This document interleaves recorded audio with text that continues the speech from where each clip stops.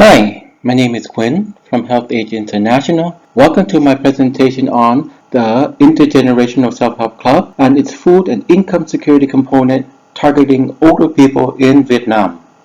My presentation will be in 5 parts, which will highlight the cost-effective and affordable way for low and low-middle income countries to enable older people to have the food and income they need in old age. Part 1: Population Aging. Vietnam is rapidly aging and has one of the shortest transition periods from aging 10% to age 20%. In fact, is faster than China or Japan. Vietnam is facing rapid aging, but has limited resources to properly respond to and take advantage of population aging.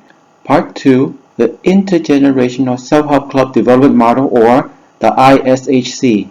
The ISHC development model is a development initiative that provides control of the development process, resources, and decision-making authority directly to the community groups. The underlying assumption of the ISHC development model are that the communities are the best judge on how their life can be improved, and if provided with adequate training, information, opportunities, and resources, they can organize themselves to provide for their immediate and long-term need and development.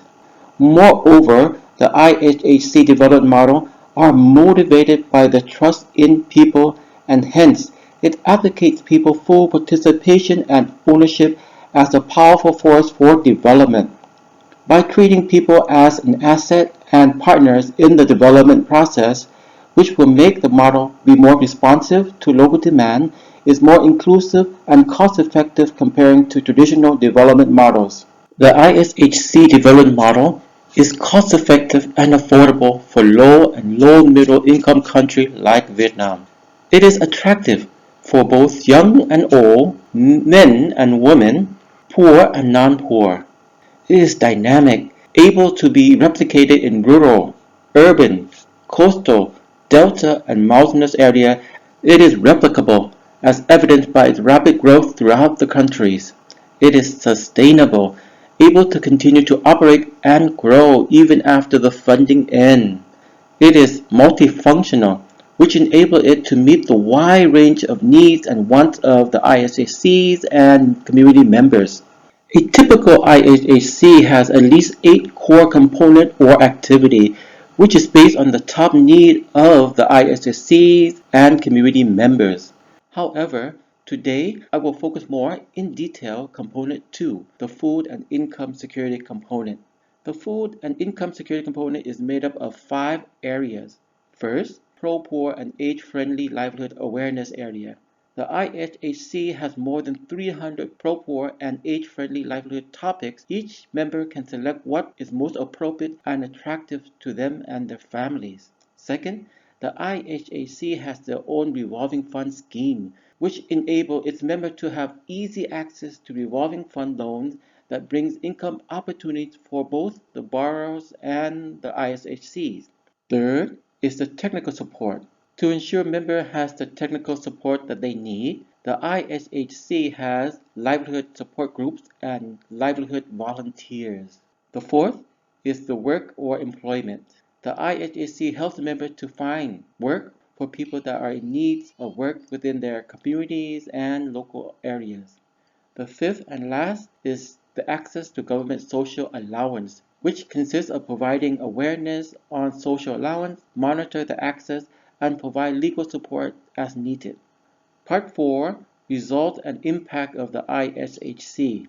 These are results from 4 recent ISHC projects implemented in 10 provinces. 364 IHHC were established with close to 20,000 members, of which 76% of the members and close to 60% of the leaders were female. More than 400 social and cultural groups were established. 97.2% of the ISC members practice regular physical exercise or sport. More than 95% received at least 2 health checkups in the past 12 months. Had close to 3,000 care providers taking care of more than 2,000 clients. Had conducted close to 6,000 self-help and community development activities. More than 10,000 households had received revolving fund loans, more than 700 livelihood support groups were formed, had close to 2,000 economic volunteers. Close to 90% of the members reported being wealthier since joining the ISHCs and reported an average household income increase of more than 50%. Had supported more than 4,500 people to access to the rights and entitlement, and had managed to fundraise in 3 years close to $600,000. Looking at the main source of livelihood of the ISC members, found 75.8% of the members reported having income from farming. 75 were from animal husbandry, and followed by family support and pension. Taking a closer look at the three main sources of income. Source number one is old age allowance, which provide close to $12 per person per month, benefiting around 1.8 million people in 2019. Second source of income is working or other sources, with an average monthly income of around $138 per person, which cover around 7.2 million older people. And the third source is the contributory pension, which on average is around $170 per person per month and benefit around 3.1 million older people. Just to note, 1 month working in old age is equal to 12 months of old age allowance. If we extrapolate the number nationally, the total income from old age allowance would be $0.25 billion per year. Total income from contributory pension would be $3.1 billion per year, and income from work and other would be close to $12 billion per year. This clearly highlights the importance of working in old age. Work can bring many benefits. The most obvious benefit of working in old age is financial, especially when retirement savings are meager and Social Security is insufficient or modest. For many, working offers a sense of independence. It means that they do not need to rely on other people and are still able to contribute to their families and societies. Working is an important form of social connection. As a result, it can significantly reduce isolation. It can often make people feel productive and more optimistic about life. Working in old age can help older people to keep mentally and physically active. Doing so can help to reduce the risk of Alzheimer's diseases and other health conditions. Many older people enjoy going to work, particularly because of the challenge that it brings. Part 4, National Scale Up.